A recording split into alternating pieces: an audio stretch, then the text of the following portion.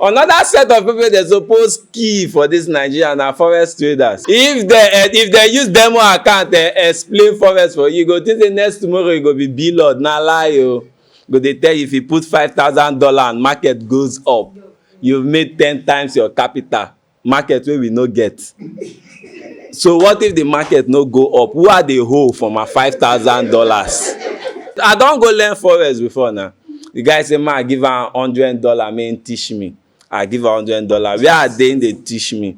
Him put $50 trade in loss for my front. He no talk. Him put $30 in trade, instant loss. The remaining $20 instant put am trade, instant loss. Now him look me tell me say our today trade na losses. Baba dey teach me losses. Then they learn losses.